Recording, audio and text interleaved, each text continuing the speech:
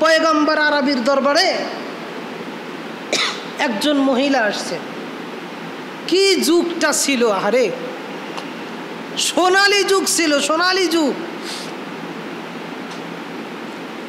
পয়গম্বর আরবির দরবারে একজন মহিলা আসছেন, গর্ভবতী এক মহিলা পয়গম্বর আরবির দরবারে আসছেন। আয়েশা বলতেছেন, ইয়া রাসূলুল্লাহ, আমি তো জিনা করছি, ওয়ালাদুজ জিনা, আমার গর্ভে আমি জিনা করেছি, জিনা করার পরে আমার গর্ভে সন্তান চলে আসছে। পয়গম্বর আরবি বললেন, তুমি চলে যাও, তুমি 1 মাস পরে আসো। 1 মাস পরে সে আল্লাহর বান্দি আবারও আসছে। আয়েশা বলতেছে, ইয়া রাসূলুল্লাহ, আমি তো মারাত্মক আকারের একটি গুনাহ করে ফেলেছি, আমি দুনিয়াতে সবচাইতে বড় পাপী, আমার মতো পাপী মানুষ আর দুনিয়াতে নাই। আমি তো জিনা করেছি, আর জিনার দ্বারা আমার গর্ভে সন্তান চলে আসছে। ইয়া রাসূলুল্লাহ, আমাকে এই গুনাহ থেকে মুক্তি দান করেন। মুসলমান ভাইরা রে আমার, পয়গম্বর আরবি আবারও বলে দিলেন, তুমি বাড়িতে চলে যাও। বাড়িতে চলে যাবার পর আবার 3 মাস পরে তুমি আমার কাছে আসবা। আল্লাহর বান্দি 3 মাসের আগেই সন্তান প্রসব করেছেন। প্রসব করার পর বাচ্চা সন্তান নিয়ে আল্লাহর বান্দি হাঁটি হাঁটি পা পা করে পয়গম্বর আরবির দরবারে চলে আসছেন। ও পয়গম্বর, আমি তো জিনা করেছি, ওয়ালাদুজ জিনা, আমার কোলের ভিতরে আমি ভূমিষ্ঠ করেছি একটি ওয়ালাদুজ জিনা সন্তান। আমি এই পাপ থেকে কেমনে দূর হব, আমি পাপ থেকে কেমনে মুক্তি হবে, এই পন্থাটা আপনি আমাকে বলে দেন। পয়গম্বর আরবি বললেন, তুমি আবার বাড়িতে ফিরে যাও, তোমার সন্তান যতদিন পর্যন্ত না দুধ ছাড়ে ততদিন পর্যন্ত তুমি আমার কাছে আসো না। মুসলমান ভাইরা রে আমার, আল্লাহর বান্দি আবার বাড়িতে চলে গেলেন। বাড়িতে চলে যাওয়ার পর যখন বাচ্চাটা এক পর্যায়ে বড় হয়ে গেছে, দুধ ছাড়ছে, ছাড়ার পর আবার পয়গম্বর আরবির দরবারে আসছেন।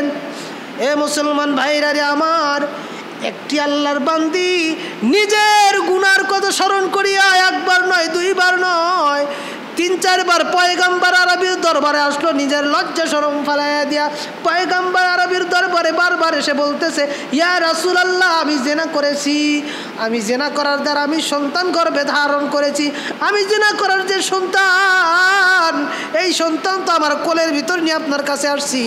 পয়গম্বর আরবি বারবার মহিলার চেহারার দিকে তাকাইছে, বারবার বাড়ির দিকে ফিরে দিয়েছে। আবার সন্তানের যখন 6 মাস অতিক্রম হয়েছে, আবার পয়গম্বর আরবির দরবারে আসছে।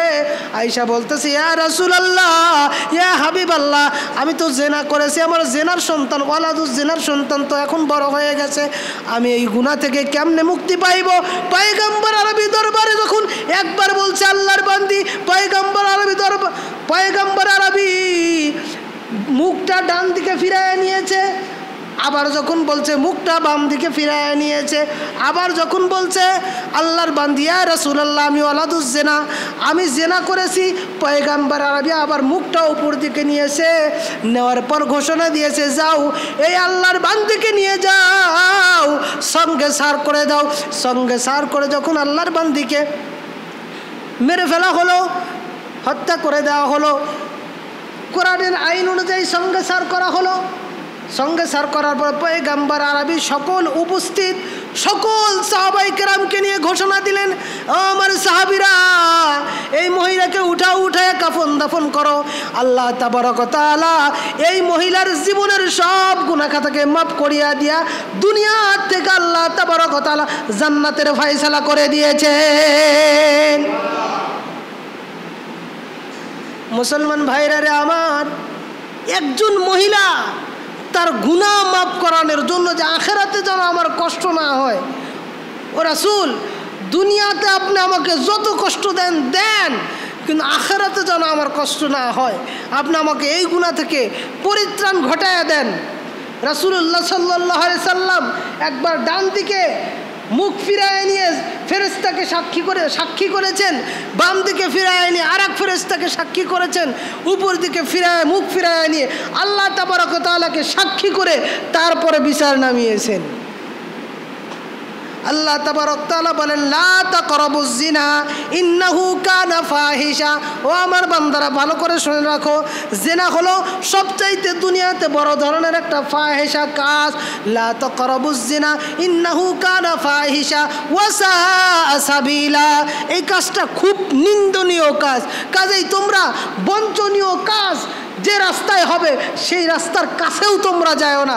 লা তাকরাবুজ জিনা, জিনার নিকটবর্তী তোমরা হয়ো না।